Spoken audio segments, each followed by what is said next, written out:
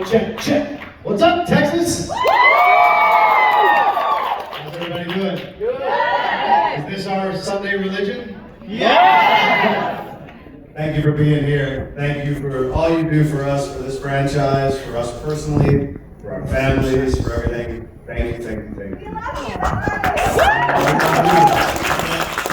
Where your coffee is. Oh, thank you so much for being here with us. We appreciate it. I was surprised to learn that you don't get this question a lot. I thought for sure, but we'll start out with an easy one. I've always dreamt of asking you this. What is your favorite scary movie? Sorry for the many people whose question I just took. Forrest Gump.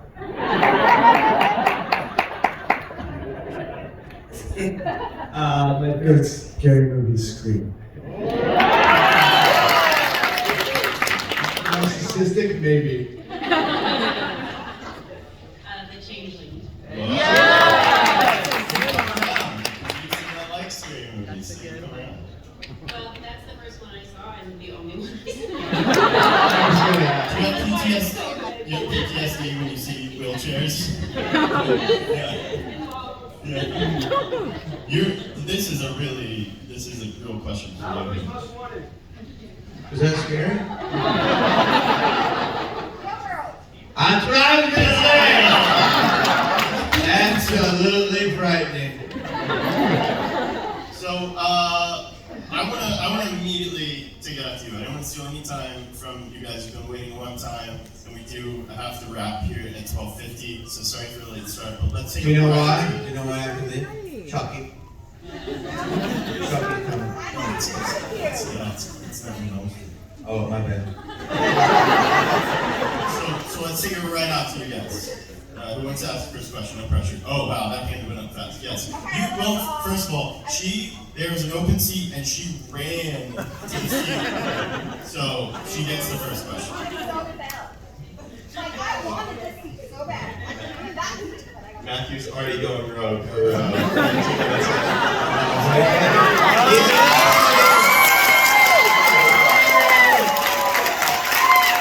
If I want to play, please rub my butt. That's a joke. That's a joke. Please don't rub my butt. That's a butt. Please don't rub my butt. That's cheating. What's the question? My question is, Next question. She makes her gonna be super fast and she's nervous. I'm losing you. What's your name? What's your name? Phil Donahue show. What's your question? which set had the best food? Oh! That's a Scooby Doo. Great.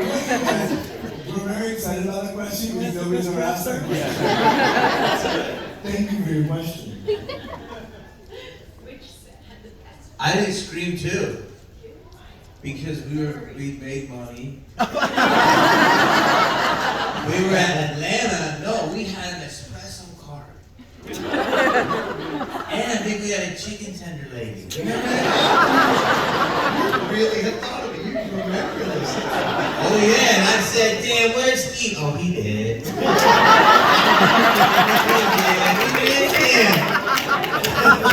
He loves tenders. I do love tenders. I mean, I know one or five. I don't know. I don't remember food from 26 years ago. You do? Okay. Okay, let's go rogue. Let's have a question back here. Hi, what's your question? Aside from Scream, what's your favorite movie that you've made? What's your favorite movie? What's your favorite movie and why? The Company, which probably none of you have seen. I was a ballet dancer before I was an actor, and so it was my idea. It was about the life in a company, and I got to dance with the Doctor Ballet, and I got to record choreographers I had admired since I was a child. And so that was, and I worked with Robert Altman. So that was. And she produced it. She took that from the beginning to the end, and she made the whole movie. She's incredible.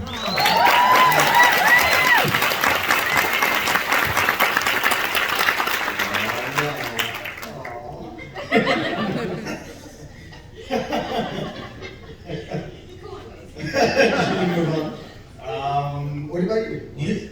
Me? Yeah. Malibu. Malibu for sure. That's like your 8th high five. There's only 2. Don't behave. Have you found that? He's very smart. We've gone way over our high five budget on this panel. What's yours, Steve?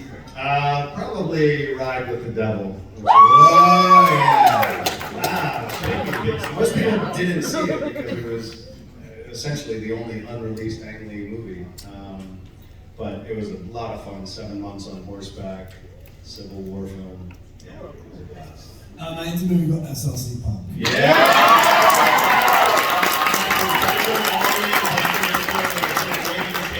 As hard as you can so we all see it. All the way in the back. Right there, all the way in the back. Just Only half of the room. What's up? Alright, first of all, I just want to say that I am on the stew train for anybody that knows about that. There's a stew train? I'm on the stew train. So, for any one of the celebrities, including Matt, if you are on the stew train, and I know you can't disclose something, for NDA reasons, but like if and only if you had it your way, which way would you bring back Stu to explain his story? I can answer for you, Matt. What way would I like to come back, Steve? Ripped. Ripped, but with the TV on your head the entire movie. I'm just He saying. wants to come back like he'd been in prison every day working out. I like it. Ripped. Scarred up face. Yeah. This is 100% true. Yes. Have you ever seen an adventure movie? That's Stu in part 6. Why are you laughing? My ass is gonna be jacked. And if you laugh, he will punch you.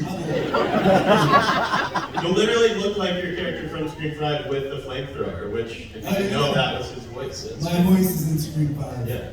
You're welcome. What's your question?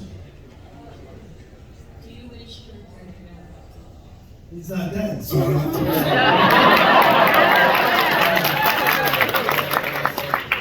Say y'all all inspire me, but my son is very inspired by y'all. He's 7 years old. He just wanted me to come and tell y'all.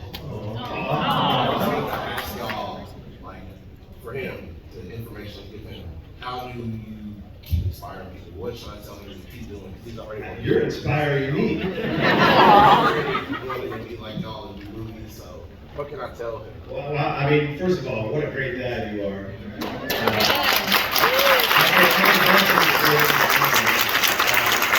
I think that's at the heart of what I won't speak for all of us, but is wanting people to feel good, and I think that's part of what we do and hope to do. So, but you giving that to us is it's a circle. It's all inspiration. So thank you so much. Tell your son do what he loves. He's too young. The saying is do what you love and the money will follow. But he's 7, so I don't know if he's got Venmo yet, but I'm saying do what you love, though. The best part of this is anytime he misbehaves, you can be like, the screen sound said you got a great dad. This is a conference room, like. I feel like we're ready to talk about insurance.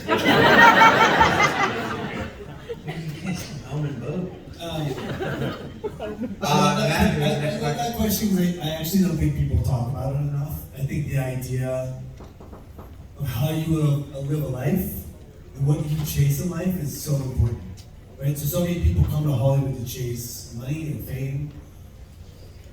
I don't think any of us we've been lucky to find movies, but we would be doing what we're doing anyways. Does that make sense? We didn't come for the money.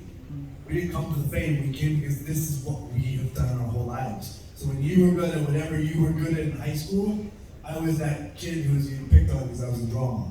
Yeah. We all had that thing where we were outside of the norm, and we found something that made us feel good about ourselves. So the idea of chasing what you love, when you feel good about shit and somebody goes, hey, you're good at that, it can change a kid's life. So if you see a kid who's struggling on the outside looking in, and I'm getting chills all over my body, this is my life, and you say to that kid, hey, you're incredible, you will change that kid's life. You are so powerful as adults, you have no idea. You're so powerful.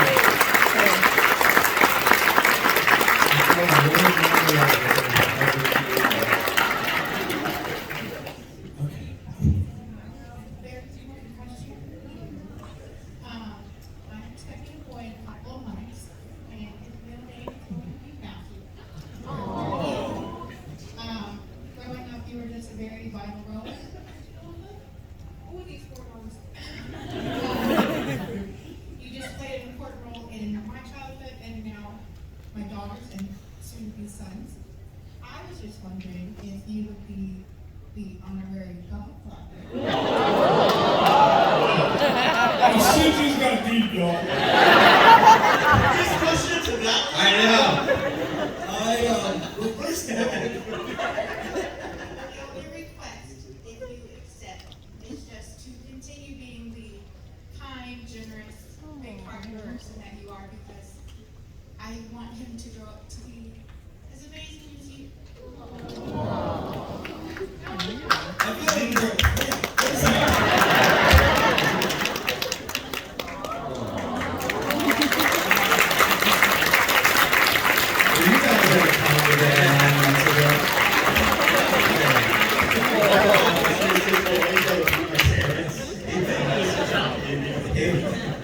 He went from be good to your kid to she's like, can you be? I would love to be my two gay dads. We need to get into the homoeroticism of screen if we want to. Listen, young man, go to your room. Who's gonna talk that shit? I'm a godfather now, by the way. That's right. A total mistake. I'm not asking anyone to put my somebody surrogate. We have to worry if we start talking in parallel. Listen, kid. Okay, I have a question for C and you, but for you, can you please speak in Shaggy's voice? Let's see how it goes. What's the question? See, how was Cole Sprouse in Riverdale? I was a very, very intelligent man, and much like Matt, he's a very giving and kind person. So he could not be. I love him dearly. We've become really, really good friends, and our families have sort of embraced each other. So I love him.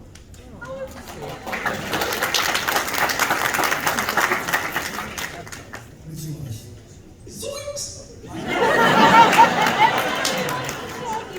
That's my fucking job, bro.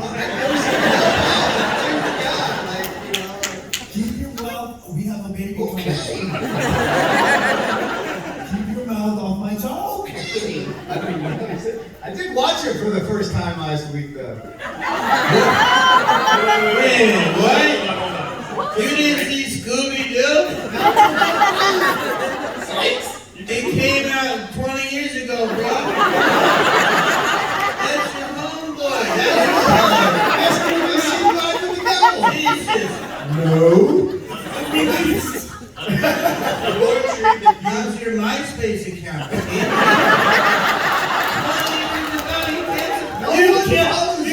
You terrorized a small town with this guy. I'm intrigued that you sat down by yourself and you're like, I guess I'll watch Scooby-Doo now. In California.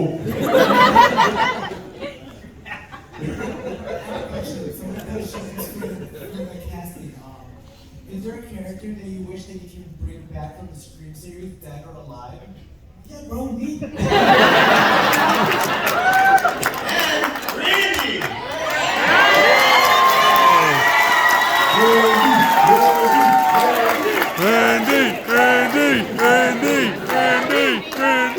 You guys see that meme? Knows all the rules of a horror movie, dies in a horror movie. You got shot in the head.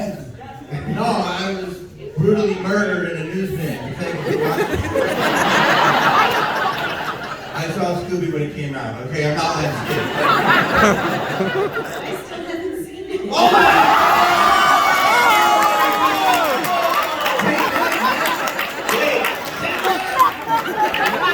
Oh my God. Watch this. You guys ready for this one?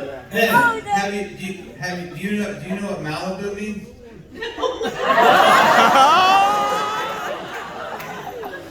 I watched every season of Party of Five. I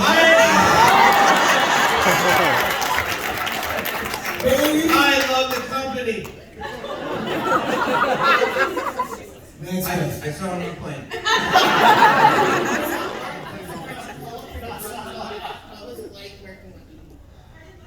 I think I'm going every day. Who? Wes? Our cousin. President. Our cousin. She know that question. Your Have you ever seen that movie? I don't know, maybe some. Let's take a moment to talk about Wes. We'll redirect that question to Wes. You're doing a great job keeping this thing on track. Good luck, pal. You know, Wes, when he made the movie, hadn't had a hit. The genre of horror was kind of at a lower point. What's your kind of memory of him? Because Wes is a huge part of what makes Scream with, you know. I'll give you my 2 seconds. So I was the youngest. I had no credits. I did commercials. Wes, the first day I went up there, he was the icon of Wes, and he says, I had to cut the whole. Is that a cat? Apparently you like cats. Wes showed me the scene with Drew, and I was like, unknown. I'm like, what? He's like, yeah, I had to cut it together to send it to Cannes because they needed to. No one knew what this movie was, and Drew went up and made her own little movie. Yeah. So Wes was beyond humble, beautiful, and giving, and quite frankly, he was like wanting to make a good movie. Yes. You know, people were. It was like he made all these hits, and then people were like questioning what he was doing. And we were left alone. No one knew what they had, but he was the most giving, wonderful guy. You know, I mean, my obviously, you know, now I've had a lot more time with him, but my memory and experience with him it always seems so intimate, like just personal and quiet and real, and I'm thinking mainly like the direction he's giving us in scenes and stuff like that. There was just a heart there. There was and an understanding and a psychology that was so beautiful, but his just was present. He was so present, and there's something so beautiful about people that are like that. I don't know. I see pictures of him, and people come up with For Wes or stuff on it. It's just always this wistful feeling of. I did one other movie with him later in his career, and you know, he was just an amazing man. I don't even know how to just put it in a box. You know, it's so many years with him and experiences with him, and he was just brilliant and a gentle, wise soul, and had a great sense of humor, and knew how to make these movies, and inspired all of us. And yeah, I don't know. I can't put it in words. You know, he was just so incredible, and obviously had such an influence on all of us, and all the people who loved his films. Like, it's incredible people who come up to me today and just say that they cried when they saw the West sign in the movie. Like, it meant as much to them as it meant to us when we walked on set, which is pretty profound. Yeah, I mean, for me, you know, I've said this before, that, you know, my career, I can only speak about my career, but your careers ebb and flow. You have good moments and bad moments, and you have moments where you feel like a fraud. You have moments you don't know you're ever going to work again, if you're going to feed your kids. And, you know, I've been confronted with that. I mean, we've sold our house, we changed our lives because my career took dips. And there's these moments in your life that you hold on to in anything you do that keeps you going. And so for me, you know, I had this moment on set where we had one cell phone on set. That's how old this movie is. And I had to borrow the phone at one point, and Marianne, who's the producer, and Wes were sitting there, and they were just talking about you. I'm like, oh, what were you saying? He said, we said that you were going to win an Academy Award. And I'm like, oh, shut up, tell my mom that. So he picked up the phone, he said, what's the number? And called my mom and said, Sunday your son's going to town. And so in my life, when I feel like a fraud, I don't know if anyone in this room understands what that means, but when you are lost and you're like, oh shit, how am I gonna make it? I go back to these moments I can hold on to. And Wes Craven is like one of those tangible, very clear memories for me that keeps me going. So he's empowered, it's so powerful.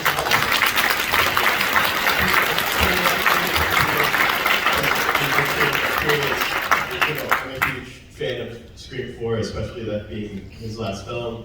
I don't think anyone quite expected the franchise to come back. You coming back, we certainly didn't expect you to come back as a Force Ghost. I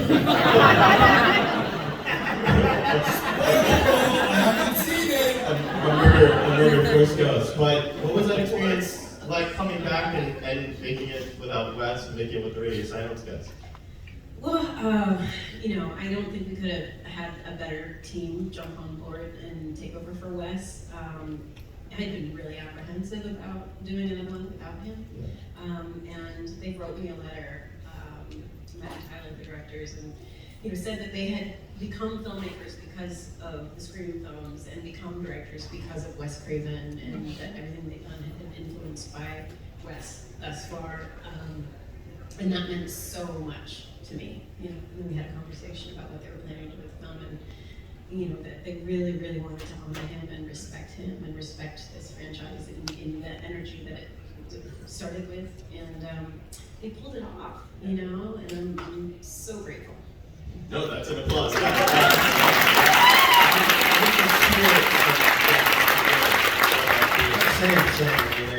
They wrote a letter and sort of really just gushed about how much Wes had meant to them and the franchise and why they felt like this would work and et cetera. But they were, when I finally got there and met them, and I only spent a day on set, so I didn't get the experience I didn't have the experience that Nev had necessarily, but you could not miss their eagerness to live up to the franchise, and they were just almost like student filmmakers, just so eager to make it work, and they're brilliant. Yeah, they're not amateur filmmakers. These are brilliant filmmakers who just had that zeal for this story and for honoring it for Wes. Yeah. Well, we'll see how brilliant they are when they figure out a way to bring back ratings too.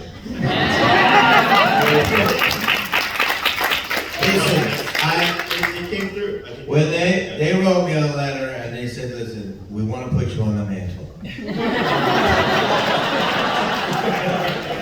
I had my agents call them. I was like, look guys, mantle work, that's a different job. A whole other agent for mantle work. I have a mantle agent.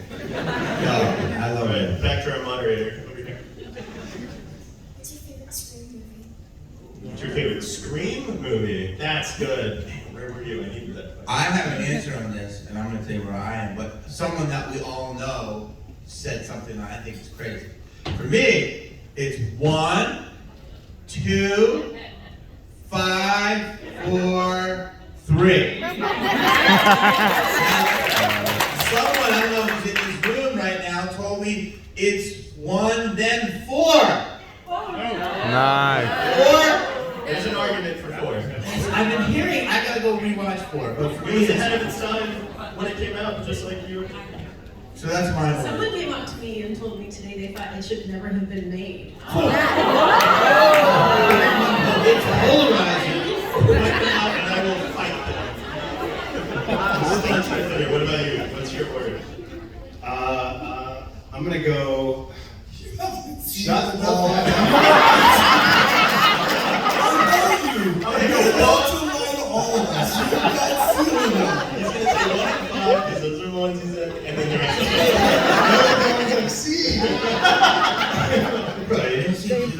I know.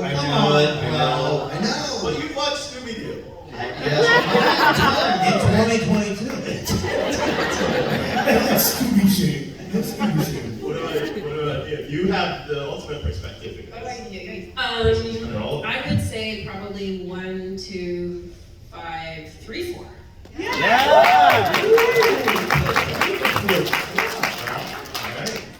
would go one. I think one's my favorite.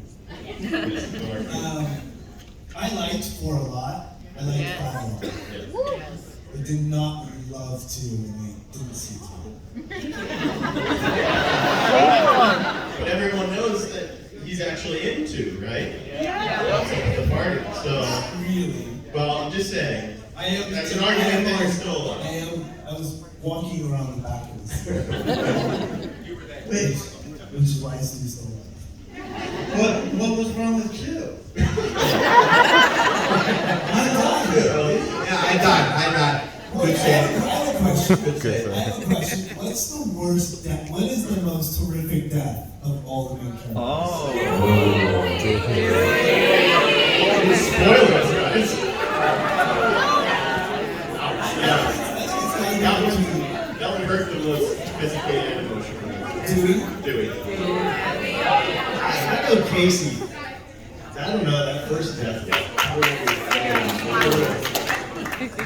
You weren't emotionally invested in Casey. I still haven't. I was. That's why I killed her.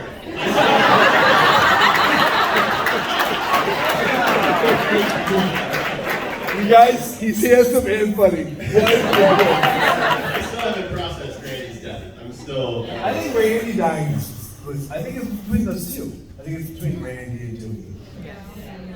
I mean, He thought you had plot armor, and then that is why they got us. Plot armor. Plot armor. Wow. I honestly, when I went, That's another word for mental, by the way. Yeah. I cried when I saw David die.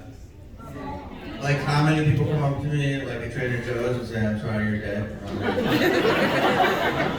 right here. And but with David died, I was really sad. So, however you guys feel about Randy, that's how I felt about Dewey. So I assume that I was because I just know he was an anchor of the movie. Yeah. It's like, Emotional. yeah. Alright, next question. We got time for a few. What about Nev though? She didn't answer. Oh, I think I did. I think Dewey, for the same reason, we're so invested in him at this point. 5 movies in, and we have such empathy for him. He's such a darling character. I certainly cried when I even read the script. And I don't think I've had anyone say to me they didn't cry when they saw Dewey pass in this. But certainly Randy as well, and all y'all. I love y'all. Good save. You watch every season of Party of Five. Jamie, what was your most memorable sketch from the experience? Oh wow. Probably, I would say when we did the fake infomercial, the Insta Cooker. We made the thing that makes a turkey in 20 seconds and people believe it. Nev didn't see it. Yeah, girl! Air 5. What was it like working on Law and Order LA with people like Alfred Molina? I'm sorry, I'm like shaking really hard. That was I'll be careful because Dick Wolf is a very powerful man.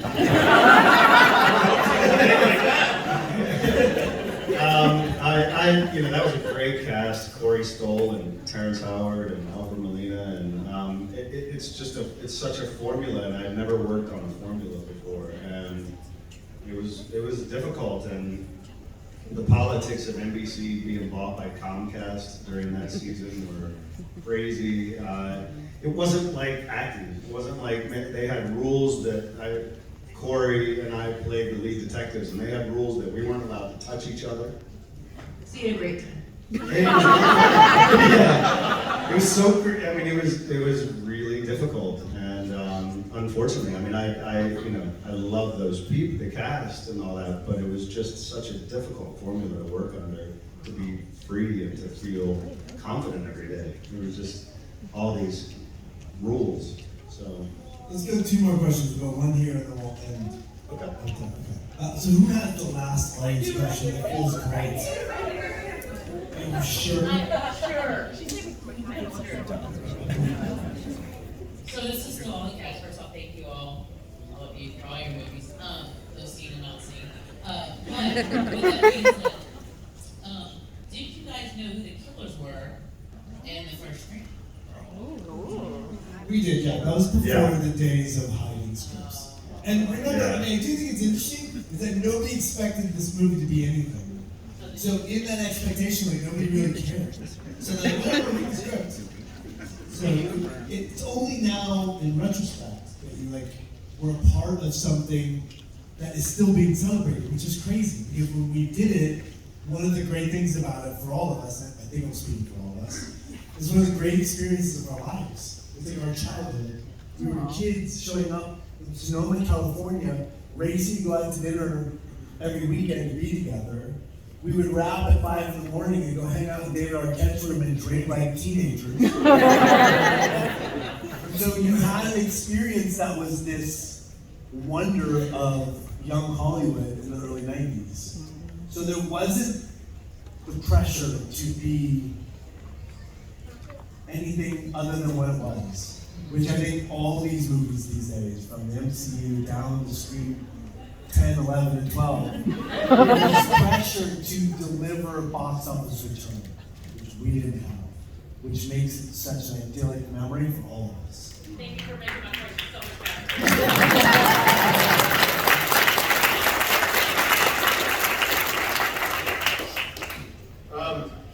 I've always wondered, and this is something I've never asked you, but there was a lot of debate. There were a lot of masks that they went through before, they happened to just find what was already an existing Halloween costume as they were doing set scouting. But there was a lot of pushback against the original Ghostface, which has now become iconic and the most popular Halloween costume. But kind of playful and silly, which is perfectly toned with the movie. What was all of your first reactions to seeing Ghostface, especially you guys, that got to actually put it on at least for one scene? Yeah, I mean, I just remember it feeling, I think it was Wes's enthusiasm for finding the one that like really kind of drew me into it. I don't remember like necessarily being shown them or like suddenly it was this thing. But in hindsight, it was just sort of the method of how it all happened, and that it was happening live in the moment like that. I don't really remember my reaction to it. I do remember so much about Edvard Munch and like all this, being related to that, and it feeling elevated beyond, just a simple costume, right? Which is kind of Wes to a T in a way. Everything had so much more meaning than I was educated enough to understand, and he had these reasons for things, and one mask may look no different to me than the next, yet for him there was a whole psychology behind it. So that's kind of it's like the Freddy sweater being red and green because they're the most unappealing colors to the right, yeah. like that kind of yeah. But what was your reaction to it? I didn't realize it was like literally right now. I don't really remember. There was like I don't really remember too much because I wasn't the killers, but I just remember like that painting. Yeah. And I would just remember like, oh my god, I didn't get like that mask that's like from Edward Munch to Scream. Yeah. But I remember there was like a lot of stuff. It was like a toy shop. Yeah. And they had to get the rights, and I remember that was crazy. And I remember there was a lot of stress. There was stress. I think some of you guys even saw it on set, like in the scene. Yeah. We were there when you pulled out. I distinctly remember him pulling out a box. Yeah, I remember the box. Yeah. The story is that they had they decided to go with the Scream mask. Yeah. And it was, again, going back to the point that this movie was nothing until it was something. Right. They didn't acquire the rights from this small North Carolina town. Yeah. And they now still own the rights to this little mom and pop shop that was off making masks for paintings, ended up with the rights to the Scream mask, which, is not a small thing. Yeah. It's like everything else with this movie that's kind of beautiful. In fact, I think I heard their private jet just go away.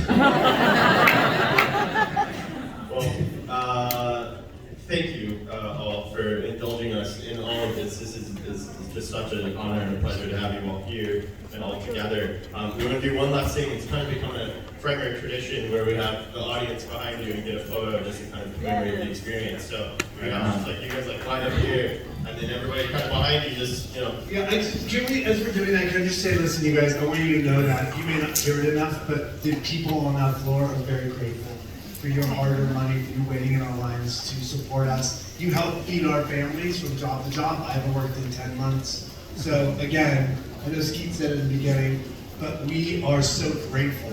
And everyone on that floor is grateful, so we don't hear it enough. Thank you.